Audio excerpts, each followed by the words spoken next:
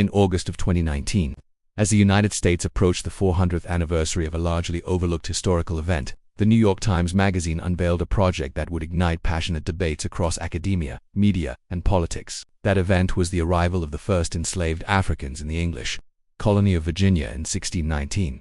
Spearheaded by Pulitzer Prize-winning journalist Nicole Hannah-Jones, the 1619 Project sought to reframe the way Americans understand their nation's past, not through the conventional lens of 1776 and the Declaration of Independence, but through the year slavery began to take root on American soil. The project declared a bold premise that 1619, not 1776, marked the country's true founding because it was slavery and the contributions, resistance, and resilience of Black Americans that shaped the very DNA of the United States. The heart of the project lay in a simple but provocative idea that the legacy of slavery is not just a tragic chapter in American history, it is the foundation upon which much of modern America was built, from capitalism and democracy to music, culture, healthcare, and even urban planning. The project argued that the imprint of slavery is everywhere. Published as a special issue of the New York Times Magazine, the 1619 Project featured a sweeping collection of essays, poems, photographs, and historical analysis. Each piece explored a different facet of American life shaped by slavery and its aftershocks. The opening essay by Nicole Hannah-Jones, titled "Our Democracy's Founding Ideals Were False When They Were Written. Black Americans Have Fought to Make Them True," declared that Black Americans have been the most steadfast champions of liberty and equality, even while being systematically denied both. Why 1619? Why not 1776 or 1492? The choice of 1619 was symbolic and deliberate. It marked the arrival of 20-odd enslaved Africans at Point Comfort, Virginia, where they were traded for supplies and forced into bondage. This moment, according to the project, signaled the birth of chattel slavery in what would become the United States. While European powers had long been trafficking Africans to the Americas, this was the beginning of institutionalized slavery in the English colonies, a system that would eventually define the social, political, and economic structure of the American South and beyond. By identifying 1619 as the nation's real beginning, the project challenged readers to confront uncomfortable truths that the ideals of freedom, liberty, and democracy were built alongside, and often directly upon, systems of racial exploitation. Nicole Hannah-Jones was not merely an editor of the project, she was its voice and its soul. Her opening essay interwove personal history with national narrative, tracing her father's pride in flying the American flag despite having been born into a nation that denied him full citizenship. Through her lens, the project became both scholarly and intimate. She argued that Black Americans have fought to make America live up to its founding ideals more than any other group, insisting that without their resistance, the ideals enshrined in the Constitution might have remained hollow words. Her writing was passionate, unflinching, and designed to provoke thought, and it did just that. The initial reception of the 1619 Project was electric. It won praise from educators, historians, activists, and the general public for its scope, storytelling, and ambition. It was lauded as a long-overdue corrective to the sanitized version of American history taught in many schools. The Pulitzer Center partnered with the project to create a comprehensive curriculum for educators, bringing its themes into classrooms across the country. The project's multimedia approach, including a podcast, public lectures, and later, a best-selling anthology and a Hulu docuseries, helped it reach a wide and diverse audience. Suddenly, discussions of slavery, systemic racism, and Black agency were no longer confined to academic journals. They were being held at dinner tables, on social media, and in school board meetings. But with visibility came backlash. As its influence grew, so did the criticism. A group of prominent historians, including Gordon S. Wood and James McPherson, published an open letter to the New York Times, challenging what they called factual inaccuracies. The most contested claim was that preserving slavery was a primary motive for the American colonists' decision to declare independence from Britain, a claim that Times later softened in response to the criticism. These historians argued that the project blurred the line between historical interpretation and political activism.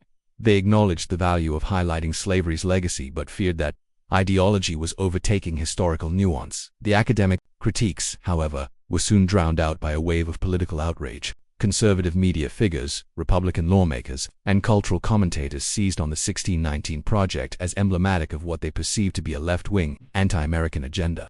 Former President Donald Trump labeled the project as toxic propaganda and announced the formation of the 1776 Commission, a counter-effort designed to promote patriotic education. Fox News repeatedly aired segments accusing the project of brainwashing students. Across the country, state legislatures, particularly in Republican-led states, began introducing laws to ban the 1619 Project and so-called critical race theory from public school curricula. Ironically, while the 1619 Project and critical race theory are distinct, the former is a journalistic endeavor, The latter an academic framework from legal studies, they became conflated in the public debate. Both were lumped together under the umbrella of wokeness, revisionist history, and anti-white bias. As a result, they became targets in an escalating culture war over how America should teach its own history. What began as a magazine issue had now become a political lightning rod. Nowhere was the battle more intense than in the classroom. In several states, lawmakers passed legislation to restrict how race, history, and identity could be taught. Some bills banned the use of the 1619 Project in public schools outright. Others used vague language to prohibit any instruction that could make students feel guilt, discomfort, or responsibility for historical injustices. Teachers, parents, and students found themselves caught in the crossfire. Many educators worried about how to teach honest history without running afoul of new laws or facing backlash from parents. Meanwhile, supporters of the project argued that whitewashing history does a disservice to all students, regardless of race, and that understanding the past is essential for creating a just future. Despite the controversy, the 1619 Project continued to evolve. The most contentious claims were revised, not removed, in order to reflect a more careful interpretation. Nicole Hannah-Jones and her collaborators stood by the core thesis that slavery and its legacy have profoundly shaped every aspect of American life. In 2021, the project was expanded into a hardcover anthology titled The 1619 Project: A New Origin Story, which included additional essays and responses to critics. That same year, Hannah-Jones released a children's book version, Born on the Water, introducing younger readers to these historical ideas in an accessible, engaging way. The cultural footprint of the project continued to grow with the release of a 6-part documentary series on Hulu in 2023. Each episode tackled a different theme: democracy, race, capitalism, music, fear, and justice, weaving together historical analysis, personal testimony, and archival footage. The series brought the project to life visually, helping viewers see the long, often invisible threads connecting past injustices to present-day realities. It was powerful, emotional, and educational, and it brought the 1619 narrative to a broader audience than ever before. Ultimately, the 1619 Project is not just about slavery. It is about the power of narrative. It asks who gets to define a nation's history, who gets remembered, and who gets erased. It challenges Americans to confront a deeply uncomfortable truth: that the ideals of freedom and equality were never universally applied, and that the struggle for justice has always been central to the American experience. It positions Black Americans not as passive victims of oppression, but as active agents in shaping the nation's values, laws, and culture. It argues that without their resistance through rebellion, activism, art, and intellect, the United States would not be what it is today. To its critics, the 1619 Project represents a dangerous rewriting of history. To its defenders, it is a necessary reckoning, an active historical truth-telling long overdue. But whether one agrees or disagrees with every detail, it is undeniable that the project has changed the way America talks about its past. It has moved the conversation from celebration to complication, from myth to examination. And in doing so, it has reminded the country that history is not just about what happened, it's about what we choose to remember, and why. As we move forward, the legacy of the 1619 Project continues to evolve. It has sparked school board elections, academic debates, political campaigns, and grassroots discussions about race, education, and memory. In homes, classrooms, and newsrooms, Americans are being asked to reconsider the stories they grew up with, and that, perhaps, is the project's greatest impact. It doesn't demand that everyone agree. It demands that we think, that we interrogate, that we look deeper. Because if we do not fully understand where we come from, how can we ever understand where we are or where we're going? In recent years, few terms have sparked as much controversy in American education and politics as critical race theory, CRT. Once an academic concept developed in law schools during the 1970s and 1980s, CRT was originally designed to explore how laws and institutions perpetuate racial inequality. Pioneered by legal scholars like Derek Bell and Kimbrel Crenshaw, CRT questioned the assumption that racism is solely the result of individual bias. Instead, it proposed that racism is systemic, deeply embedded in the structures of society, from legislation to education, economics to healthcare. For decades, CRT remained largely confined to universities. It wasn't taught in K-12 schools and was virtually unknown to the general public. That changed dramatically around 2020. Following the murder of George Floyd and the national protests that followed, a widespread reckoning around race and justice began to influence classrooms, corporations, and media. Diversity and equity programs expanded, and school curriculums began including more about slavery, segregation, and Black history. This shift alarmed some conservative commentators and political leaders, who began using critical race theory as a blanket term for all race-related teaching, regardless of whether CRT was actually being taught. This misrepresentation gave rise to a new cultural battle. Conservative activists and media figures like Christopher Rufo intentionally broadened the definition of CRT to include anything they deemed woke or anti-American, in Rufo's own words. The goal was to have the public associate CRT with every controversial headline involving race or identity. As a result, many Republican-led states began proposing and passing laws to ban CRT from classrooms. Some laws prohibited the teaching of anything that could make students feel guilt or discomfort due to race, while others banned any lesson implying that racism is embedded in American systems. Educators pushed back, pointing out that CRT was not being taught in their classrooms to begin with. They warned that such laws created a chilling effect, making it difficult to teach about slavery, civil rights, or systemic injustice without fear of legal consequences. Critics argued that these bans weren't about protecting students, they were about silencing difficult truths. Meanwhile, supporters of CRT emphasized that understanding systemic racism is key to forming a more just and equitable society. They argued that teaching historical accuracy, even when painful, is not anti-American but a deeper form of patriotism. Today, CRT has become a symbol not of what it is, but of what people believe it represents. For some, it's a tool for awareness and progress.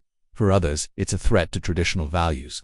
But at its core, CRT asks a powerful question: is inequality an accident of history, or a product of the systems we've built and continue to maintain?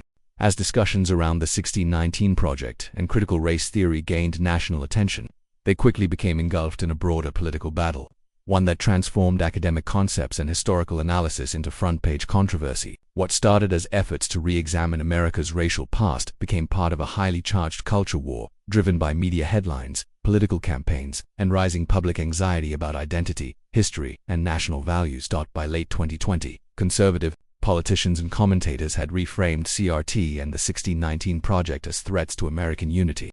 They claimed these ideas were divisive, anti-patriotic, and harmful to children. Former President Donald Trump called the 1619 Project toxic propaganda and launched the 1776 Commission in response, a short-lived initiative aimed at promoting patriotic education. In his view, and that of many conservatives, efforts to highlight systemic racism were not educational reforms but ideological attacks on American heritage. The media further amplified the issue. Outlets like Fox News began linking CRT and the 1619 Project to a supposed moral decline in public education. School board meetings turned into battlegrounds, with parents accusing teachers of indoctrinating students. Viral clips of angry protests and emotional testimonies flooded social media, fueling nationwide outrage. Many of the concerns were based on misunderstandings. For example, many schools weren't even using the 1619 Project or teaching CRT, but perception quickly overpowered facts. In response, several states passed laws to restrict or ban classroom discussions around race, gender, and history. Terms like divisive concepts became common in legislative language, often without clearly defining what was actually being prohibited. Teachers found themselves walking on eggshells, unsure of what they could say without risking their jobs. In some districts, books were removed from libraries and entire lessons were rewritten or avoided altogether. Critics of these laws argued that they were not about protecting students, but about controlling how history is told. They warned that banning discussions of racism or slavery does not erase the reality of those histories, it just hides them. Supporters of the bans claimed they were preserving parental rights and national pride, rejecting what they saw as a wave of woke ideology taking over schools. This political firestorm revealed something deeper: a battle over identity, power, and memory. Whose version of history should be taught? Who decides what children learn?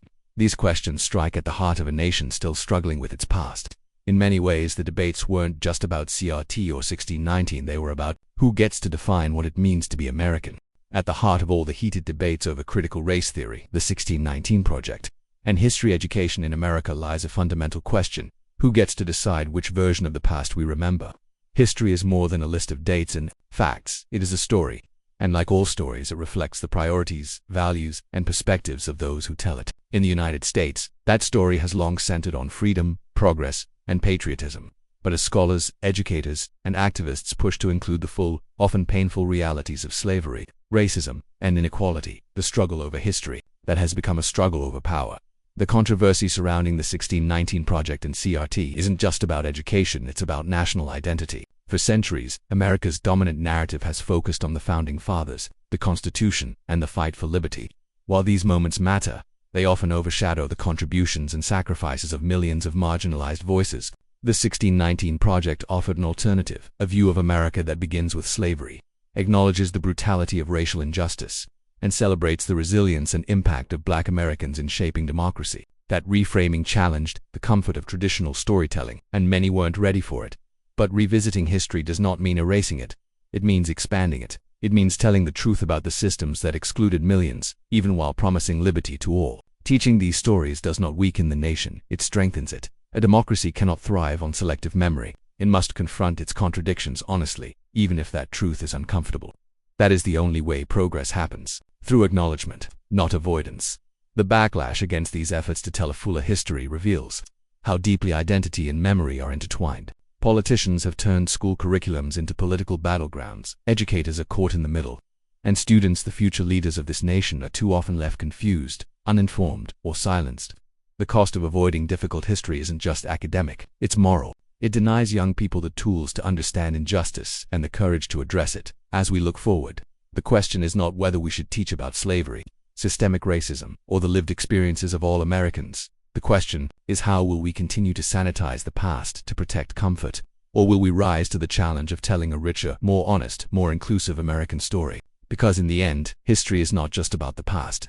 It shapes how we see ourselves today and who we become tomorrow. And if we want a future built on justice, unity, and truth, we must begin by telling all of our history, not just the parts that are easy to hear.